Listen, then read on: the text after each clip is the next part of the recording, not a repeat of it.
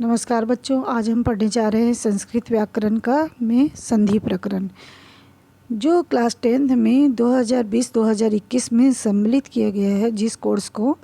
उस कोर्स को हम पढ़ेंगे। तो संधि प्रकरण पढ़ने से पहले हमको यह जानना जरूरी होता है कि वर्णमाला है क्या। वर्णमाला अ से लेकर ग तक के जो शब्द हैं वह वर्णमाला कहलाते हैं। वर्ण जो होते हैं, वर्ण जो होते हैं वह दो प्रकार के होते हैं। वो सारे वर्ण दो प्रकार के होते हैं, स्वर वर्ण और व्यंजन वर्ण। स्वर वर्ण और व्यंजन वर्ण। स्वर वर्ण क्या है? अ, आ, ई, उ, री, ए, ओ, आदि शब्द आदि जो है वह स्वर वर्ण कहलाते हैं। संस्कृत में री का मात्रा और री बड़ा री का मात्रा और सम्मिलित किया गया है, और ली ऐसा यह मात्रा को सम्मिलित किया गया है। तो संस्कृत में 13 स्वर हो जाते हैं और हिंदी में 11 स्वर हैं। अम और आहा जो होता है वह स्वरों के साथ ही होता है, किंतु ये न तो स्वर है और न ही व्यंजन होते हैं। ये आयोगवा कहलाते हैं। स्वर के भेद। स्वर के मुख्यतः 3 भेद होते हैं, लेकिन यहाँ पर 2 भेद जो है वह मेन होता है। हतरस स्वर होता है पहला। हतरस स्वर जिसका उच्चारण करने में बहुत कम समय लगता है वह हतरस स्वर कहलाता है। ये अ, ई, उ और री जो है वह हतरस स्वर के अंतर्गत आता है।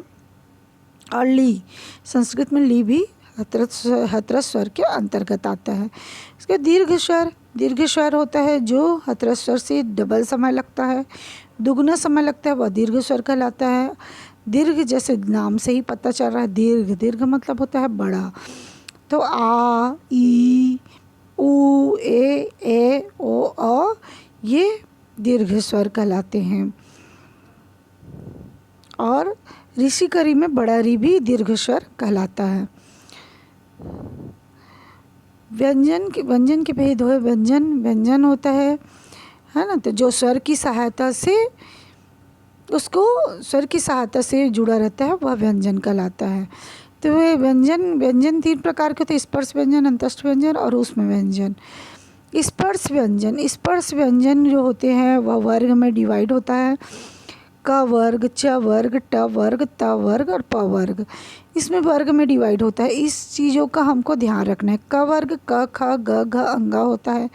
छ वर्ग च, छ, ज, झ यहाँ होता है। ट वर्ग ट, ठ, ड, ढ, ण। त वर्ग त, थ, द, ध, न। प वर्ग प, फ, ब, भ, म। तो ये तो हम बहुत पहले से ही पढ़ते आ रहे हैं, तो ये हमको मुखाग्र याद भी है। तो इसके बाद जब हम संधि करेंगे, संधि में ये सारे नियम, ये सभी हमको ज़रूरत पड़ेंगे। अंतस्थ होता है, अंतस्थ व्यंजन होता है य, र, ल, व, और ऊष्म व्यंजन होता है स, श, श, ह। तो चलो पढ़ते हैं संधि प्रकरण। संधि क्या है? 2 वर्णों के मेल से होने वाले परिवर्तन को संधि कहते हैं। संधि के 3 भेद होते हैं, स्वर संधि, व्यंजन संधि और विसर्ग संधि। स्वर संधि जब 2 स्वरों के मेल में कोई परिवर्तन होता है तो उसे स्वर संधि कहते हैं। मतलब स्वर वर्ण का स्वर वर्ण के साथ अगर मेल होता है तो उसे हम स्वर संधि कहते हैं। और स्वर संधि 6 प्रकार के हैं, दीर्घ, गुण, वृद्धि, अयादि, यण और पूर्व रूप। लेकिन हमारे कोर्स में क्लास 10th की कोर्स में स्वर संधि को नहीं पढ़ना है, इसलिए स्वर संधि हम नहीं पढ़ेंगे। सिर्फ जानकारी के लिए हमको देखना है। व्यंजन संधि में जो नियम हमको पढ़ने हैं सिर्फ वही नियम को यहाँ पर दिया गया है, वही नियम। तो जैसे व्यंजन संधि क्या होता है? क से लेकर ह तक के वर्ण जो होते हैं वह व्यंजन कहलाते हैं। व्यंजन से परे या पहले, व्यंजन से अगर पहले स्वर आ जाने पर जो परिवर्तन होता है, स्वर या व्यंजन दोनों में से कुछ भी आ जाता है तो जो परिवर्तन होता है उसे हम व्यंजन संधि कहते हैं। व्यंजन संधि का नियम है, एक नियम है जो हमारे क्लास 10th की कोर्स में है, अनुनासिक संधि, पंचम अक्षर वर्णों के प्रथम वर्ण का 5वां। अनुनासिक संधि जो है पंचम अक्षर वर्णों के वर्गों के ये पंचम अक्षर वर्ग है क च ट त प। ये वर्ग है जो 5 अक्षर के 5 अक्षर से बनते हैं। क वर्ग क ख ग घ ङ, च वर्ग च छ ज झ ञ, ट वर्ग ट ठ ड ढ ण, त वर्ग त थ द ध न, प वर्ग प फ ब भ म। तो ये पंचम अक्षर वर्ग हैं। और प्रथम वर्ण का 5वां, प्रथम वर्ण जो है क है तो यह 5वां क्या होता है? अंगा होता है। तो प्रथम वर्ण का के सामने नासिक वर्ण ये वर्ण अणा या न न म में से कोई वर्ण आ जाए तो पहले आने वाले अपने ही वर्ग का 5वां वर्ण हो जाता है। तो चलिए देखते हैं। ये जैसे क ख ग घ ट ठ ड, क च त ट प ये दिया हुआ है। और नासिका वर्ण ये इसमें से कोई भी अगर आ जाता है, कोई भी वर्ण आ जाता है तो उसी वर्ण का 5वां अक्षर हो जाता है, नासिका वर्ण हो जाता है। ये नासिका वर्ण है। तो चलिए इसका उदाहरण देखते हैं। दिक् प्लस नाग, दिक् प्लस नाग, दिक् क आया है तो यहाँ पर कोई भी व्यंजन वर्ण आता है तो दिक् प्लस नाग तो दिग नाग हो गया। अंगा यहाँ पर लग जाएगा, दिग नाग। और अप प्लस मयम, प है तो प का क्या हो जाएगा? प कौन सा वर्ण में आता है? प फ ब म, प का प है तो यहाँ पर म आ जाएगा तो अमयम हो, अप प्लस मयम अमयम हो जाएगा। जगत प्लस नाथ, जगत त आया है प्लस नाथ तो यहाँ पर त है तो त वर्ण का 5वां अक्षर न हो जाएगा तो जगन नाथ हो गया। न जुड़ गया। एतत् प्लस न, एतत् त वाला त का न हो जाता है तो एतन न हो जाएगा। एत यहाँ पर जो है उसी का वो रूप जुड़ जाता है। सट प्लस नवती, सट नवती, सट ट, ट का क्या हो जाता है? ट का अणा हो जाता है तो सट नवती। यहाँ पर हलंत दिया है तो आधाण, आधय, आधन न, अधन और अधम ही होगा। सट प्लस मुखम, ट है तो ट का अणा हो जाता है तो सट षण मुखम हो जाएगा। वाक प्लस मूलम, वाक प्लस मूला तो क है तो अंगा हो जाता है, वांग मूला हो गया। वाक प्लस मयम, क का अंगा हो जाता है तो वाग मयम हो गया। सत प्लस मति, त है तो त करना हो जाता तो सन्मति हो जाएगा। तत् प्लस मय, तत् प्लस मय, त करना हो जाता है तो तन्मय हो जाएगा। तो ये वाला नियम है। और नासिक संधि पंचम अक्षर वर्गों के प्रथम वर्ण का 5वां। उसके बाद है दूसरा नियम दिया हुआ है तृतीय अक्षर का नियम। तृतीय अक्षर यदि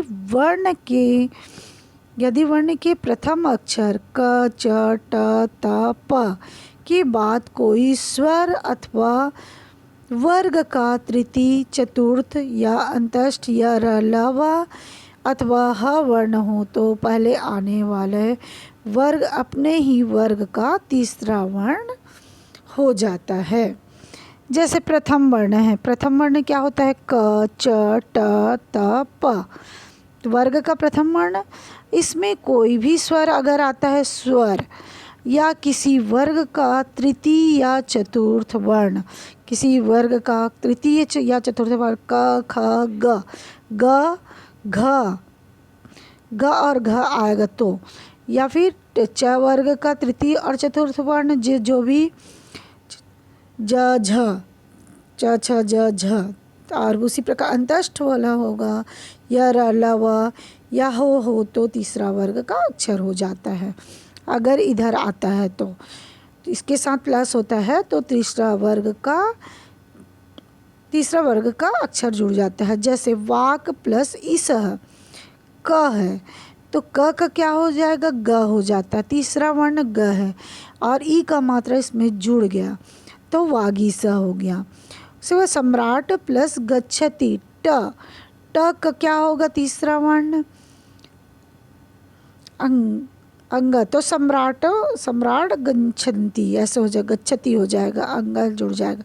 अप प्लस जम, अब प्लस जम क्या होगा, अब जम, अब प का ब हो जाता तो अब जम हो गया। जगत प्लस इस त है तो यहाँ पर त का क्या हो जाता है, द हो जाता है तो जगदीश हो गया। और यहाँ ई है तो यहाँ द में ई का मात्रा जुड़ गया तो जगदीश हो गया। महत प्लस दुखम, तो त का क्या हो जाता है, त का हो जाता है द हो जाता है तो महद दुखम, महद दुखम हो गया। अच प्लस आदि, च का क्या हो जाता है, च का ज हो जाता है तो अजादि हो गया। उत प्लस योगा, उत प्लस योगा उद्योगा हो जाता है। उत प्लस योगा, त का द हो जाता है तो उद्योगा हो गया। यत प्लस अद्य यद्य, वाक प्लस दानम, का ग हो जाता है तो वाक दानम। यहाँ पर हलंत है तो आधा आ आधा ही होगा। अगर यहाँ पर अगर इधर प्लस होकर अगर स्वर व्यंजन है तो स्वर व्यंजन के साथ जुड़कर उसका मात्रा लग जाता है। अगर व्यंजन है तो व्यंजन वर्णा है तो व्यंजन के साथ हमको वैसे का वैसे उतार देना है। वाक प्लस दानम, वाक दानम हो गया। चित प्लस रूपकम, रूपम, रू मतलब स्वर वर्ण है तो ता का क्या हो जाता है, ता का हो जाता है द, तो क्या हो गया, और द में ऊ का मात्रा जो कि चित द्रुपम हो जाएगा, चित द्रुपम हो जाएगा। विसर्ग संधि, विसर्ग संधि क्या है, विसर्ग, विसर्ग ये जो चिन्ह दिया हुआ है उसे हम विसर्ग कहते हैं। विसर्ग के सामने स्वर या व्यंजन वर्ण आने पर जो परिवर्तन होता है उसे विसर्ग संधि कहते हैं। विसर्ग को ओ, तो ये पहला नियम है, विसर्ग को ओ हो जाता है। विसर्ग को यदि विसर्ग से पहले अ हो और सामने में हत्रस्व अ हो तथा अथवा वर्णों का तीसरा, चौथा, पांचवा वर्ण अथवा य, र, ल, व में से कोई वर्ण हो तो विसर्ग को ओ और हत्रस्व का अ को अवग्रह हो जाता है। ये अवग्रह का चिन्ह है। तो जैसे देखते हैं अ आएगा और अगर उसमें प्लस अ होगा या फिर तीसरा, चौथा या पांचवा वर्ग का पांचवा अक्षर होगा या य, र, ल, व, ह होगा तो वहाँ पर अवग्रह हो जाएगा। अगर अ रहेगा तभी अवग्रह होगा और ये बाकी में अवग्रह नहीं होगा, सिर्फ ओ का मात्रा बस जुड़ेगा। जैसे जैसे कह प्लस अपि, कह अ, कह विसर्ग आया, अ के बाद में विसर्ग आया तो अ जो है ये जो है विसर्ग जो है उसमें ओ का मात्रा लग जाता है और अ आया है उसमें अवग्रह लग जाता है तो को और अवग्रह और अपी को अपी हो गया। वृक्ष प्लस वर्धते, वृक्ष प्लस वर्धते है, वह आया है तो वह जो है अगर वह आया है तो वृक्ष का वृक्ष हो गया और इसमें आ नहीं है तो अवग्रह नहीं होगा, वर्धते लिख दिया। सिंह प्लस अत्र, तो सिंह सिंहो हो गया और आ आया है तो अवग्रह हो गया तो सिंहो अत्र हो गया। मयूरा प्लस नृत्यते, मयूरो नृत्यति हो गया। एषः प्लस अस्ति, एषो अस्ति। मोहना प्लस गच्छति, मोहनो और गच्छति। विसर्ग को स श का नियम, विसर्ग है और स का नियम क्या है देखते हैं।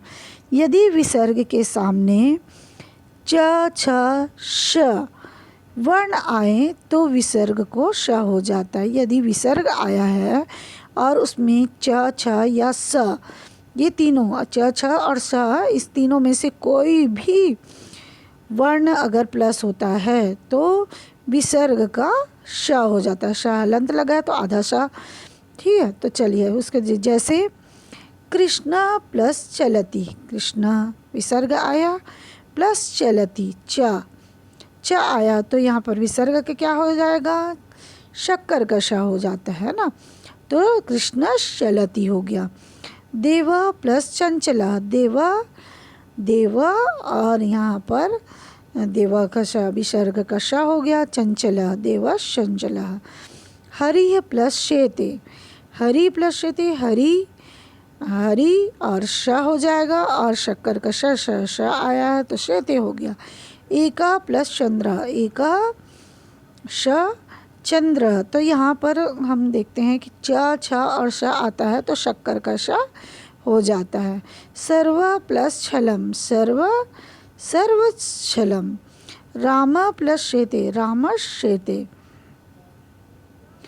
इसके बाद यदि विसर्ग के सामने ट ठ या श वर्ग आए तो विसर्ग को श हो जाता है, षटकोण का श हो जाता है। यदि विसर्ग को ट ठ और श वर्ण आए, ट ठ और श आता है तो ये षटकोण का श हो जाता है।